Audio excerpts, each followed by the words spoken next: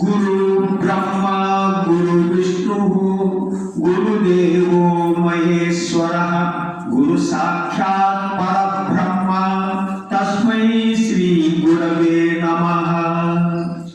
आपदा अपहर्तारं दातारं सर्वसंपदां लोकाभिरामं श्रीरामं भूयो भूयो नमाम्यहम्। मनोजवं मारुततुल्यवेगं जितेन्द्रियं बुद्धिमतां वरिष्ठं वातात्मजं वानरयूथमुख्यं श्रीरामदूतं शिरसा नमामि। हरि ओम। భగవద్బంధువులారా అందరికీ నమస్కారం। మనం ఒకసారి ఓంకారాన్ని జపం చేద్దాం। ఈరోజు ప్రపంచవ్యాప్తంగా మెడిటేషన్ చేయాలి కాబట్టి మనం ఓంకారాన్ని శ్రద్ధగా 3 సార్లు మనం జపం చేసుకుందాం।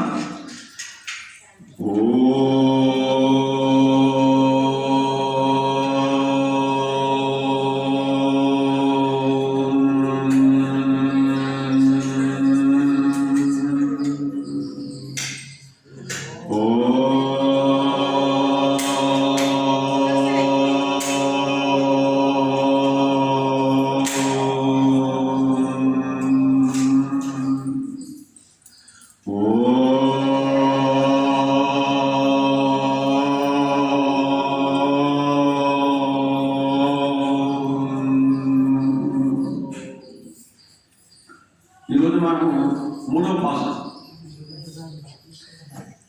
మొదటి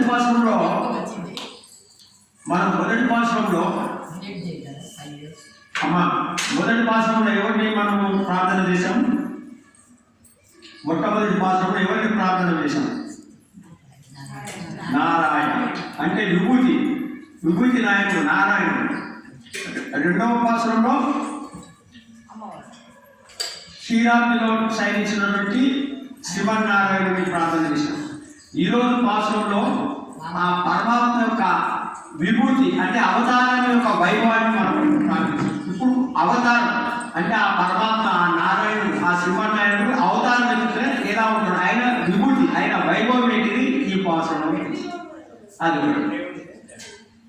ఇంకొకటి ఈ యొక్క పాఠం యొక్క గొప్పతనం ఏంటిదంటే దీన్ని పెద్దలు ఏం చెప్పారంటే ఆశీర్వాదం పాఠం। ఆశీర్వాదం అంటే ఒక పెళ్ళైన ఇంట్లో ఒక శుభకార్యమైన ఇంట్లో ఈ పాఠాన్ని పెద్దలు చదివి మంగళశాస్త్రం చేస్తారు। ఎందుకంటే ఈ పాఠంలో గొప్పతనం ఏమిటంటే మన యొక్క తాపత్రయాలు తొలగిపోతాయి, అంటే మన బాధలు తొలగిపోతాయి, సంపదలు పెరుగుతాయి, అన్ని రకాల సంపదలు పెరుగుతాయి। ఇది ఒక భాషలో గొప్పతనం। ఒకసారి ఈ పాఠాన్ని మనం అనుసంధానం చేసుకుందాం। ఆ తర్వాత మనం ఇది స్థూలార్థం ఏంటిది సూక్ష్మార్థం ఏంటిది కూడా తెలుసుకుందాం। ఒకటి ఈ పాఠాన్ని అనుసంధానం చేసుకుందాం, మీరు కూడా మెల్లగా చెప్పవచ్చు। ஓங்கி உலகளந்த உத்தமும் பேர் பாடி நாங்கள் நம்பாவை குசாத்தி நீராடினால் தீங்கின்றி நான் எல்லாம் திங்கள் மும்மாடி பெயது ஓங்கி பெரு சென்னலூட கயலுகளா பூங்குவலை போதில் பொழிவொன்று கண்படுப்பா தெங்காதே புக்கிலிந்து சீத்தமுறை பத்திவாங்கா குடம் நிறக்கும் வள்ளல் பெரும சுக்கல் நீங்காதே செல்வம் இரண்டேலோ ரெம்பாவா। ఇది పాఠం। ఇందులో మామూలుగా చెప్పాలంటే 3 గొప్పతనాలు ఉన్నాయి। ఒకటి వామనుడు అవతారం, పరమాత్మ వామనుడుగా వచ్చాడు। ఎవరి దగ్గరికి వచ్చాడు? బలి చక్రవర్తి దగ్గరికి వచ్చాడు। మూడవది ఈ యొక్క వామనుడిని కీర్తిస్తే ఏం జరుగుతుంది మనకు అంటే మన యొక్క ఈటి బాధలు తొలగిపోతాయి, నెలకు 3 సార్లు వర్షం పడతాయి, 3 సార్లు వర్షం పడడం వల్ల పంటలు బాగా పండుతాయి, ఆ పంటలు ఆ కంకులు పండి ఆ కంకులు వంగి ఉండదు భూమికి, ఆ వంగిన పంట చెరువులో చేపలు తొంగి అవి చెంబులాడుతుంటాయి। ఆ తర్వాత ఆ యొక్క నీళ్ళలో ఒక పువ్వులు వికసించి ఆ వికసించిన పువ్వుల్లో మంచి ప్రకాశిస్తున్న తుమ్మెద ఆ యొక్క తేనెను తాగడానికి ఆ తుమ్మెద వచ్చి అందులో తేనె తాగుతూ నిద్రపోతుంది। ఆ తర్వాత మెల్లగా గోపికలు ఈ యొక్క మన ఈ పశువుల ఏమంటుంది పశువుల దొడ్డిలో ఈ గోపబాలు పాలు తీసుకొని లోపలికి వెళ్తే ఆవులు కదలక మెదలక పండ్లు ఉంటాయి. వాళ్ళు ఆ పొదుగులో చేతులు ఇట్లా పెడుతున్నా లేదో పొదుగు కింద బాండాలు పాలు నిండిపోతూ ఉంటాయి. అలా నిండిపోయి ఆ యొక్క వేపల్లి అంతా పంటలతో సమృద్ధిగా ఉంటుంది. ఇది గోదాదేవి సంకల్పం. అంటే దేశమంతా సుభిక్షంగా ఉండాలా, వేపల్లె కూడా సుభిక్షంగా ఉండాలని కోరుకుంటుంది. ఇదేనా ఇంకా ఇది అర్థం. ఇప్పుడు దీని సూక్ష్మత ఏంటిది? ఇప్పుడు ఓంగి ఉలగ అనంద ఉత్తముడు పేరు పాడి ఒక్కొక్క దానికి మనం అర్థం చెప్పుకోవచ్చు. అంత ఉన్నది. ఓంగి అంటే పెరిగి, ఓంగి పెరిగి ఎప్పుడు పెరిగిండు? పెరిగిండు ఎప్పుడు పెరిగిండు? ఎప్పుడైతే బలి చక్రవర్తి సంకల్పం చేసి నీరు ఆయన చేతిలో వదిలిండో, నేను నువ్వు అడిగిన 3 అడుగులు ఇస్తానని ఎప్పుడైతే చేతిలో నీళ్లు పడ్డాయో అప్పుడే పెరిగిండు. ఓన్లీ ఉలగ అంటే 3 లోకాలు పెరిగింది. ఉలగ అలంద అంటే తన పాద స్పర్శ చేత ఆ భూమిని ఆకాశాన్ని కొలిచేసింది. ఓన్లీ ఉలగ అలంద ఇలాంటి వాడు ఎవరైనా ఉత్తమం అన్నది. ఏం గొప్ప మాట వేసింది. ఉత్తముడు ఎవరు? వామన అవతారం. ఎందుకు ఇంత ఉత్తముడు అంటుంది అమ్మ? ఎందుకంటే మన అదే చాలా ఉత్తముడయ్యా అని అంటారు. ఎందుకు ఉత్తముడు అంటే బలి చక్రవర్తి ఇంద్రుడితో ఓడిపోయిన తర్వాత ఆ ఇంద్రపతి ఆ స్వర్గాన్ని గెలవాలని ఈ యొక్క బలి చక్రవర్తి విశ్వజిత్ యాగం చేసింది. విశ్వజిత్ యాగం చేసి మళ్ళా ఇంద్రుని ఓడించి స్వర్గాన్ని తన ఆధిపత్యంలో తీసుకున్నాడు. ఆ స్వర్గం ఎప్పుడైతే తన ఆధిపత్యం వచ్చిందో ఇంద్రాది దేవతలందరూ మొదలుపెట్టుకున్నారు స్వామి దగ్గర. స్వామి అప్పుడు వారి యొక్క ప్రార్థన ఆలకించి విదితి కశ్యపుని యొక్క అదితి కశ్యపునికి దంపతులకు కుమారుడుగా ఉద్భవించారు. ఎవరు? వామనుడు. ఎవరికి తల్లిదండ్రులకు? అదితి కశ్యపుడు. ఈ అదితి కశ్యపుడు యొక్క సంతానం అంతా దేవతలు. కశ్యపుడు తండ్రి దితి ఇంకొక భార్య దితికి పుట్టిన కశ్యపుడికి దితికి పుట్టిన వాళ్ళంతా రాక్షసులు. ఇది బాగుంటుంది. తండ్రి ఒక్కడే. అదితికి పుట్టిన సంతానమేమో అంత ఇంద్రుడు దేవతలందరూ, దితికి పుట్టిన సంతానమేమో రాక్షసుడు కశ్యపుడు తండ్రి. ఇది భాగవతంలో విశదీకరణ ఉండేది. ఇప్పుడు ఆ రకంగా అదితి కశ్యపుడికి కుమారుడుగా ఉద్భవించి వామనుడుగా ఎవరైనా సమస్త జగత్తును సృష్టించినటువంటి మహానుభావుడు, సకల జగత్తుకు కారకుడు, సర్వజ్ఞుడు, సర్వం తెలిసిన వాడు, శక్తిమంతుడు, లక్ష్మీ సమేతుడు. అటువంటి వాడు దేవతల యొక్క ప్రార్థన కోసం తన యొక్క స్వరూపం, తన యొక్క స్వభావాన్ని ఏం చేస్తున్నాడు? దైన్యం చేస్తున్నాడు, హీనత్వం చేస్తున్నాడు. ఒక భిక్షవత్యం వాడగా వచ్చాడు. ఎందుకు? ఇతరుల కోసము ఇతరులకు మేలు చేయడానికి కోసము తాను భిక్షవాడు కూడా అయిపోతాడు. అది అంత సౌలభ్యం అమ్మ. అందుకోసమే ఉత్తముడా అని పేరుపడింది. ఎవరు? మన గోదాదేవి. ఉత్తముడు పేరు పాడు. అలాంటి ఉత్తముడైనటువంటి ఓ స్వామి నీ యొక్క నామాలను నేను సంకీర్తనం చేస్తాను. ఎప్పుడు? ఉత్తముడి పేరు పాడి నాంగల్ మేమన్నారు. నాంగల్ నంపావైపు మా నోము. ఈ నోము అనే నిత్యం చేత నంపాయితే నీరాడినారంటే చాలా తీర్థం ఆడినని చెప్పొచ్చు. ఆ భగవంతుని గుణములో మనం మునగడం అని చెప్పవచ్చు. అంటే నిరంతరం ఆ భగవంతుని గుణంలో మునిగి ఇలా చేసి ఈ వ్రతాన్ని మేము ఆచరిస్తే ఏమైతుంది అంటే తీంగిండ్రి నాడిల్లాం అంటే దేశమంతటా తీంగిండ్రి అంటే ఈతి బాధలు ఉండేవి. ఇలా చేస్తే ఎవరిని మనము ఆ వామనుడిని మనం కీర్తన చేస్తే, ఈ వ్రతం ఆచరిస్తూ కీర్తన చేస్తే ఏమైతుంది? తీంగిండ్రి అంటే ఈతి బాధలు ఉంటాయి. నాడెల్లాం కింగల్ ముమ్మాలు పేరు అంటే వర్షం. ముమ్మారు అంటే 3 సార్లు, 3 సార్లు వర్షం పడుతుంది.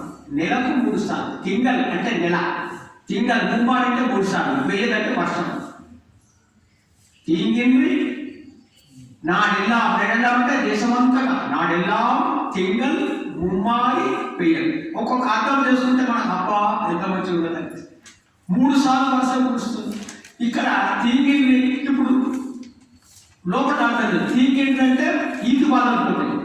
3 సార్లు వర్షం కురుస్తుంది, పంట పడుతుంది, సంపదలు వస్తాయి, ఆవులు బాగా పాలిస్తాయి, ఆవులు మంచిగా బలిష్టంగా తయారవుతాయి. ఇదంతా జరుగుతుంది.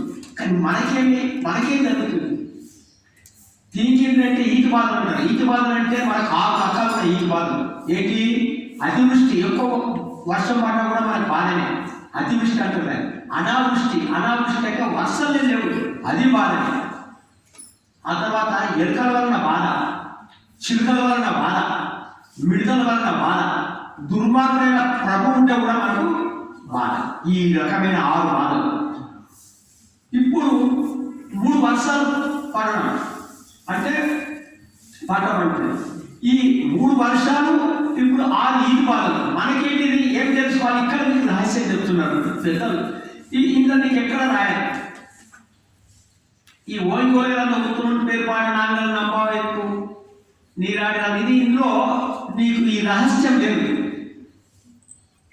ఏమని ఉన్నది? వర్షం బాగుపడుతుంది, ఈతి బాధలు తొలిపోతాయి, పంటలు బాగా పండుకుంటాయి, ఆ తర్వాత ఆవులు మంచిగా పాలిస్తే సంపదలు ఉంటాయి. మరి మనకేమి ఇప్పుడు మనమేం నేర్పుతుంది ఈ పాఠంలో అమ్మవారు అంటే? తీంగిందంటే మనకు మన ఆత్మ పెరగాలంటే, మన ఆత్మ లోపల ఉన్న ఆత్మ పెరగాలంటే మనకు 6 ఈతి బాధలు ఉన్నాయి. ఈ ఆత్మ 6 ఈతి బాధలు తొలగిస్తే మన ఆత్మ పెరుగుతుంది. ఏంటిది 6 ఈతి బాధలు అంటే? 1, నేను స్వతంత్రుడు అనుకుంటున్నాను, నేను స్వతంత్రుడు. 2, నేను నాకే చెందినవాడిని, ఈ ఇతరులకు చెందినవాడిని ఇతరులకు చెందినవాడిని నేను. 1, నేను స్వతంత్రుడు, నేను ఇతరులకు చెందినవాడిని, అంటే పరమాత్మకు చెందినవాడిని కాదు, నేను ఇతరులకు చెందినవాడిని నేను అనుకుంటున్నాను. 3, ఈ దేహమే ఆత్మ అనుకుంటున్నాడు. 4, నేనే రక్షించుకుంటాను అనుకుంటున్నాడు.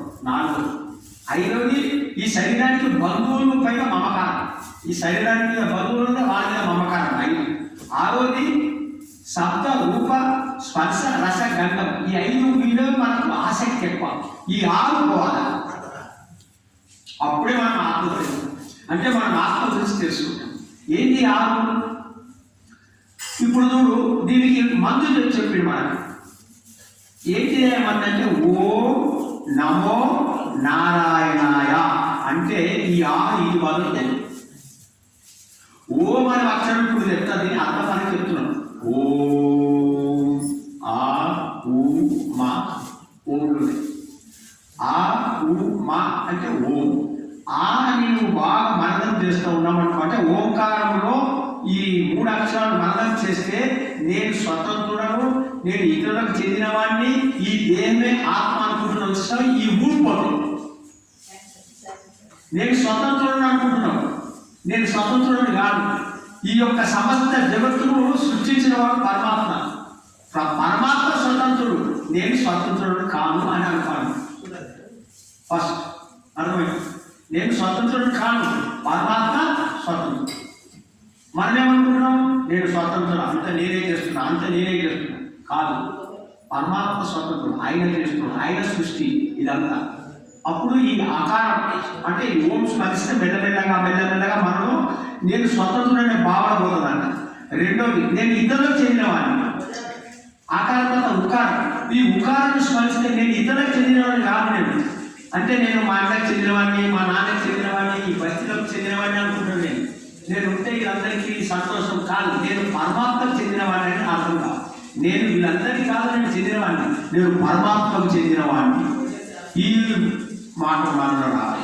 ఇది ఉకారం. తర్వాత మకారంలో ఏం పోతుందంటే మనం ఏమనుకుంటున్నాం? ఈ దేహమే నేను అనుకుంటున్నాను, ఈ దేహమే ఆత్మ అనుకుంటున్నాను. ఆత్మకు మనకు తెలియదు. ఆత్మ అనేది మనకు ఒకటి ఉందని తెలియదు, దేహమే మనం అనుకుంటున్నాం. ఈ దేహం నేను అనుకున్నది పోవాలంటే మకారం బాగా మనం మనం చేస్తే, ఓకారం మనం చేస్తే మెల్లగా ఈ స్థాయికి వస్తామని ఏది ఈ ఆత్మ ఎప్పుడు ఉంటుంది, శాశ్వతం ఆత్మ. ఈ దేహం శాశ్వతం కాదు అనే అభిప్రాయం మీకు వస్తాం. ఆత్మ శాశ్వతం కూడా, ఈ దేహం పడిపోతుంది. ఈ దేహం ఈ యొక్క ఈ నేచర్లో ఈ ప్రకృతిలో కలిసిపోతుంది ఈ దేహం. కానీ నేను ఎప్పటికుంటా ఈ ఆత్మని ఎప్పటికుంటా, నేను ఈ ఆత్మ ఎప్పటికుంటా, నేను ఈ దేహం కాను, నేను ఈ దేహం కాను, నేను ఆత్మను అనే భావన మనకు వస్తుంది ఓంకారం వల్ల. అందుకోసం ఏం చేయకుండా మహాను జ్ఞానులు అన్నప్పుడు నేను స్వాతంత్రుడు కాను, నేను నీకే చెందినవాడిని, నేను ఇతరులకు చెందినవాడిని కాను, నేను నీకే చెందినవాడిని, ఈ దేహం నేను కాను, ఈ దేహం ఆత్మ అనే జ్ఞానం మనకు వస్తుంది. మూడైపోయింది. నాలుగవది నేనే రక్షకుడు అనుకుంటున్నాను. ఇది ఓం తర్వాత నమః. నమః అనే పదం తెలిస్తే నీకేమైందంటే నేను రక్షకుడు కాదు, నేను ఏ పని చేసినా ప్రతి పనిని ఆ పరమాత్మకు అర్పించడం. అప్పుడు నేను ప్రతిదానికి పరమాత్మకు అర్పిస్తే ఏమవుతుంది? నమః అనే పదం అంటే నేను రక్షించుకుంటున్నాను అనుకో. ఏ పని చేసినా పరమాత్మకు అప్పని చెప్పిస్తున్నాను. అంటే పరమాత్మ రక్షించువాడు, నేను రక్షించేవాడిని కాదు అనే అభిప్రాయం మీకు అర్థమైంది. ఓం నమో నారాయణాయ. నాలుగోది ఈ శరీరానికి బంధువులమైన మమకారం ఉన్నది. నారాయణ అనే పదం వల్ల నారాయణ ఎవరు? ఈ నారాయణలో సమస్తం ఉన్నది. నారాయణ పదంలో సమస్త ప్రపంచం ఉన్నది. ఈ నారాయణ అందరిలో ఉన్నాడు. ఇది నీకు అర్థమైతే బంధువులు అంతా పరమాత్మనే, ఈ ఎవరు కాదు అనేది నీకు అర్థమవుతుంది. ఈ నారాయణలో ఏమున్నది? సమస్త ప్రపంచం ఉన్నది. నారాయణ సత్లో అంత ప్రపంచం ఉంది. లేకపోతే నారాయణనే అందరిలో ఉన్నాడు. ఇప్పుడు మీలో నారాయణుడు, మీలో నారాయణుడు, మీలో నారాయణుడు, మీలో నారాయణ ఉన్నప్పుడు నేను మీ మీద ఎందుకు ద్వేషం పొందుతాను? నేను నిజంగా నమ్మి కూర్చున్నాను అనుకో అమ్మ నారాయణ అని, అప్పుడు అమ్మ మీద నాకు ఎందుకు ద్వేషం వస్తుంది? అమ్మ మీద నాకు ఎందుకు కోపం వస్తుంది? రాదు. ఎందుకు రాదు? నేను నారాయణ చూస్తున్నా. సర్వం నారాయణ, సర్వం జగత్తు విష్ణుమయం. ఈ భావన అప్పుడే మనకు ద్వేషం పోతుంది. మనము అది వాడు పెరుగుతున్నాడా, వాడు నాకంటే బాగవుతుందా, ఈర్ష్య పోతుంది. ఎప్పుడు పోతుంది? ఇట్లా అనుకుంటే పోతుంది. అందుకోసం ఓం నమో నారాయణ. ఆయ అంటే ఈ శబ్ద రూప స్పర్శ రూప రస గంధ ఇవి మనకు ఈ ప్రకృతిలో ఇవి ఉన్నాయి. ఈ విషయాలు ఇంద్రియాలు ఈ విషయాలు ఇంకా పరిగెడతాయి. ఇప్పుడు కన్ను రూపం ఇంకా పరిగెడతాయి. కన్ను ఎక్కడ పోతుంది? రూపం చూడాలి. కన్నుకు విషయం ఏంటిది? రూపం. నాకు రూపం ఇష్టం, ఈ కన్ను రూపం చూస్తుంది, అది చూడాలి. అక్కడ ఏదో ఉండాలంటే ఆ గుట్ట చూడాలి, ఒక జలపాతం చూడాలి, ఒక సినిమా చూడాలి, ఈ ఒక అమ్మ స్వామిని చూడాలి. ఏం చూస్తుంది? కన్ను. వినాలి, వీళ్ళ శబ్దం చెవు వింటుంది. రూప స్పర్శ రసం, ఇది నోటిదల రసం అంటే జువ రుచి, స్పర్శ గంధం వాసన, తర్వాత స్పర్శ పట్టుకోవడం, ముట్టుకోవడం ఒకదాన్ని. ఇవి ఐదంగా పరిగెడుతున్నాం మనం. ఏవి? మన ఇంద్రియాలు. ఇప్పుడేమంటున్నాడు? ఈ వీటింతా మనకు మమకారం ఉన్నది. ఈ నారాయణ ఆయన చతుర్థి విభక్తి అంట. గ్రామం అంటే మన ఇంద్రియాలు ఎక్కడ పోవాలా? ఇప్పుడు మన ఇంద్రియాలంతా ప్రపంచ వస్తువుల పైన పరిగెడుతున్నాయి. మనం అక్కడ పోదాం, ఆ మాట విందాం, ఈ మాట విందాం అనిపిస్తున్నాయి. ఈ ఇంద్రియాలని ఎటువైపు పోవాలని తెలుసా? ఈ 5 ఇంద్రియాలు పరమాత్మ వైపు వెళ్ళాలి. ఇది చేస్తే మనకి ఈది బాధలు. అప్పుడు మన ఆత్మ తెలుసుకున్నాం. ఇప్పుడు 3 అడుగులు అన్నాడు. ఎవరు? వామనుడు దగ్గర వామనుడు బలిచక్రవర్తి 3 అడుగులు అడిగి. అంటే ఏం చేసిండు 3 అడుగులలో? అంటే రహస్యం 3 అడుగుల యొక్క అర్థం ఏంటిదంటే నీకు అహంకారం పోవాలా, మమకారం పోవాలా, అవిద్య జ్ఞానం పోవాలా. చూడు ఎన్ని నేర్పుతున్నది. 3 అడుగులు ఎందుకు తీసుకుంది అమ్మ? ఈ 3వ పాత్ర కూడా వామనుడు ఎందుకు తీసుకుంది? 3 అడుగులు అడుగుతున్నాడు సాక్షాత్ పరమాత్మ. ఈ 3 అడుగులు అంటే దీని అర్థం ఏంటిదంటే మనలో అహంకారం పోవాలి. ఎందుకు? బలిచక్రవర్తిలో అహంకారం ఉన్నది. చాలా ధర్మాత్ముడైన బలిచక్రవర్తి అయినా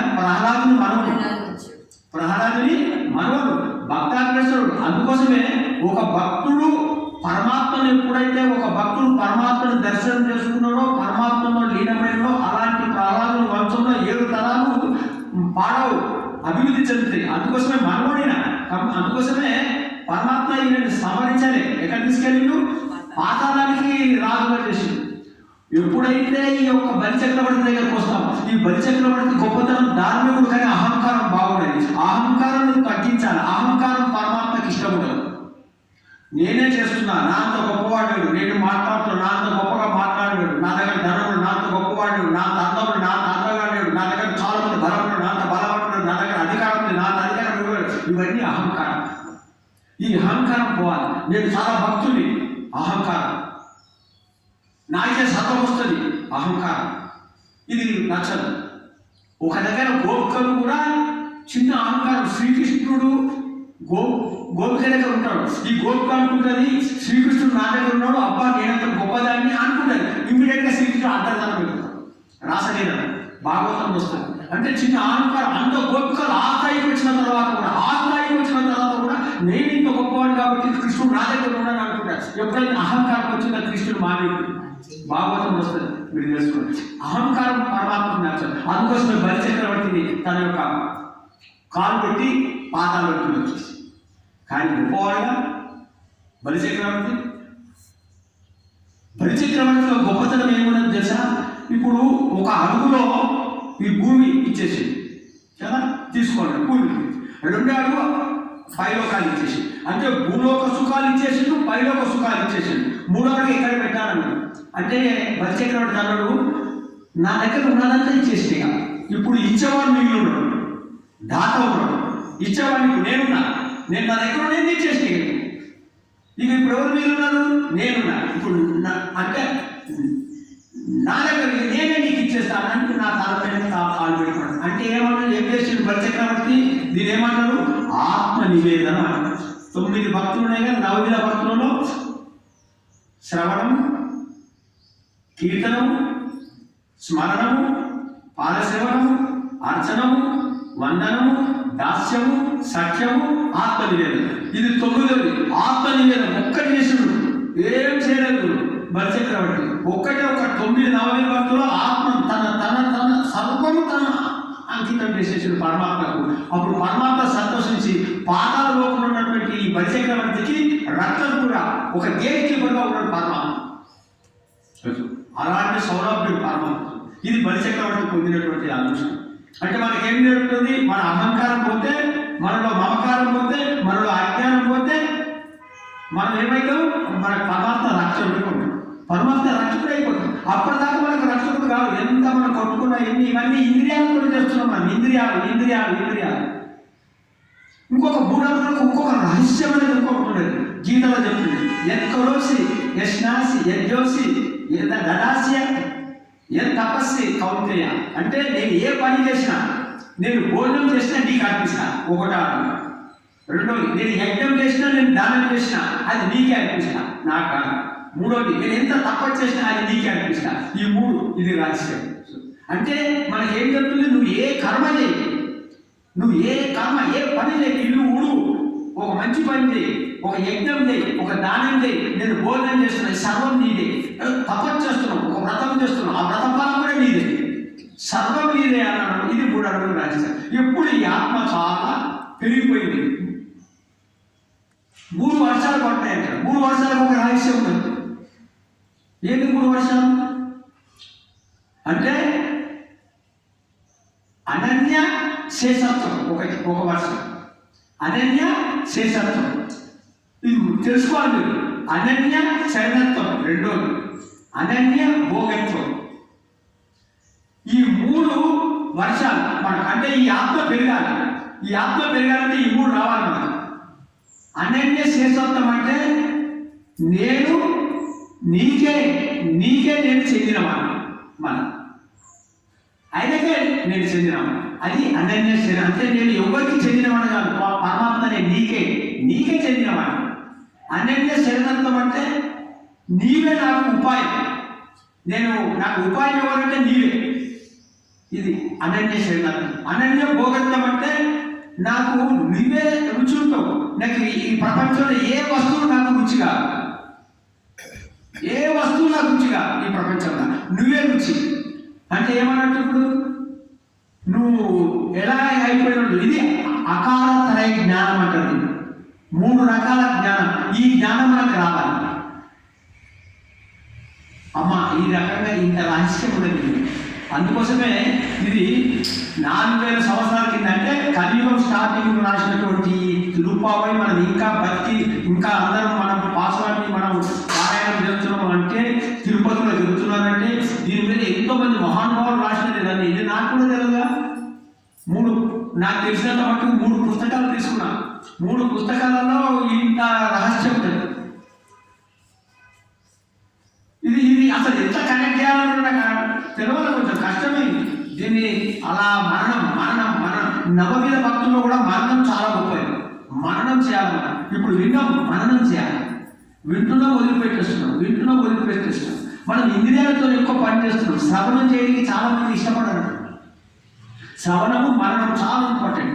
అందులో మరణం చాలా ఇంపార్టెంట్. కృపాలు చెప్తున్నాడు, నా గొప్పతనంగా ఇదంతా పెద్దవాళ్ళు చెప్పిన మాటలే చెప్తున్నాడు. కృపాలు చెప్పిన మరణం ఇది ఇంపార్టెట్. సో ఈ విధంగా మన ఆత్మ పెరిగి ఆత్మలో మన కమలం వికసిస్తుంది. ఈ కమలంలో వచ్చి లక్ష్మీ సముద్రుడైన శ్రీమన్నారాయణ అప్పుడు పడుకుంటాడట మన ఉదయం.